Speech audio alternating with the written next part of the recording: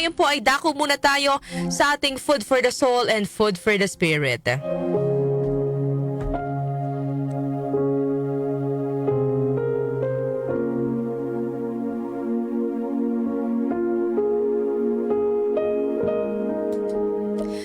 Isang lalaki ang sa hindi inaasahang pagkakataon ay pumanaw. Bago niya pa mapagtanto na lilisanin na niya ang mundo, ay nakita niyang papalapit na sa kanya ang Panginoon na may bitbit na maleta. Maya-maya pa ay nagsalita ang Panginoon. "Anak, oras na para umalis." Sumagot naman ang lalaki, "Napakaaga naman po. Marami pa akong plano sa buhay." Muling sumagot ang Panginoon, "Pero oras na para umalis." Wala namang nagawa ang lalaki kundi sumunod sa Panginoon, pero bago sila umalis ay napansin ng lalaki ang dalang maleta ng Panginoon. Ay napatanong siya, "Ano po ang laman ng maletang yan?"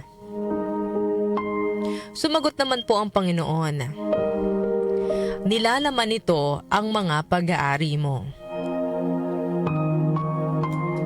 Napakunot ang noo ng lalaki at muling nagtanong, "Mga pag-aari ko po? Ibig niyo po bang sabihin mga gamit ko, gaya ng mga damit at pera?" Sumagot naman ang Panginoon, "Hindi. Kailanman ay hindi naging sa iyo ang mga iyan. Ang mga iyon ay pag-aari ng mundo." Muli namang nagtanong ang lalaki, "Ito po ba'y aking mga alaala?" Sumagot muli ang Panginoon, "Hindi. Ang iyong mga alaala ay sa panahon na bibilang." So lalong nagtaka yung lalaki. Kung hindi ito mga gamit niya, hindi rin ang kanyang alaala, ano ang laman noong maleta na hawak ng Panginoon?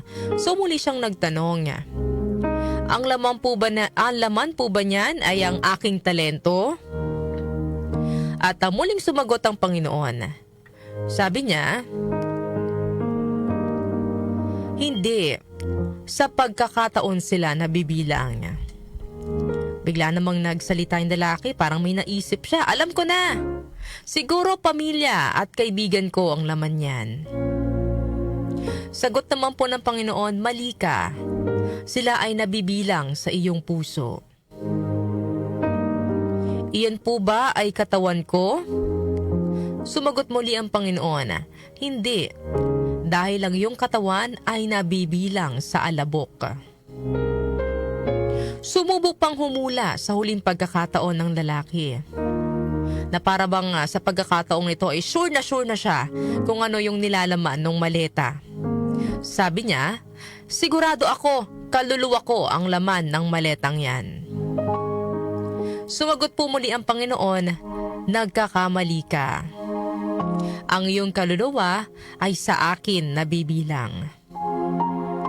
Puno ng pagtataka na kinuha ng lalaki ang maleta sa kamay ng Panginoon. At binuksan ito at nagulat ang lalaki nang makitang walang laman ang maleta.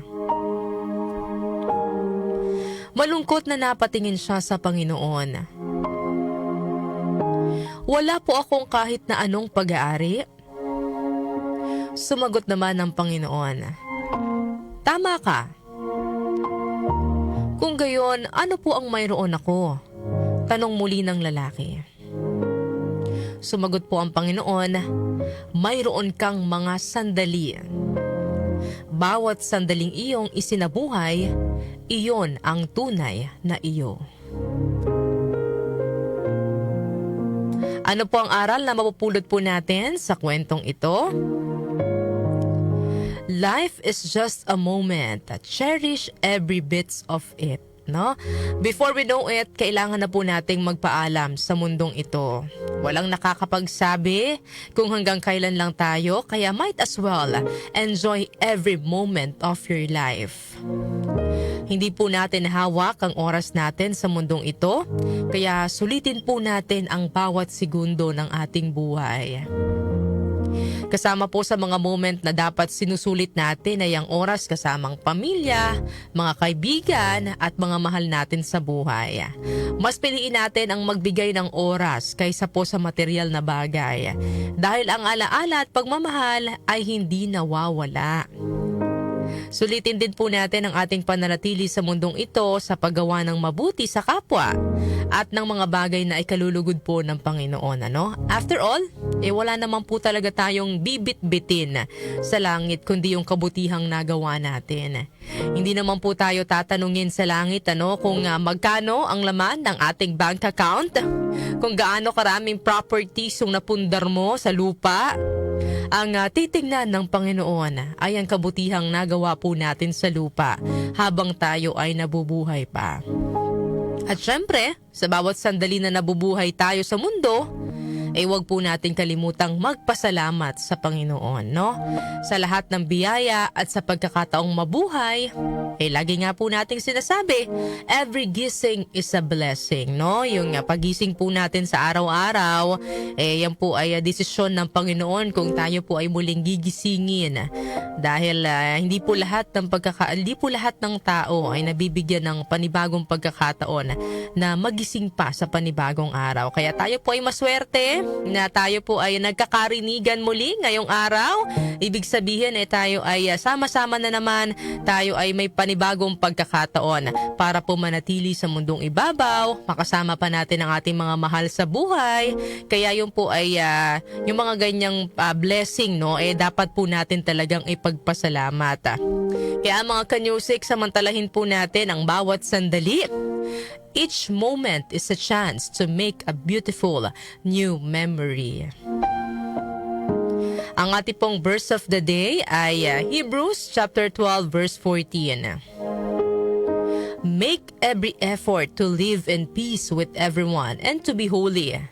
Without holiness, no one will see the Lord. Malinaw po ang mensahe na gustong iparating sa atin ng talatang ito, Wala talagang material na bagay sa atin. Ang tunay na mahalaga ay kung paano tayo nabuhay, Ang bawat sandali ay pagkakataon para mamuhay ng may kapayapaan, pagmamahal at kabanalan. Dahil sa uli, yun lang po ang magdadala sa atin sa piling ng Diyos. Yan po ang ating Food for the Soul and Food for the Spirit ngayong araw po ng Wednesday.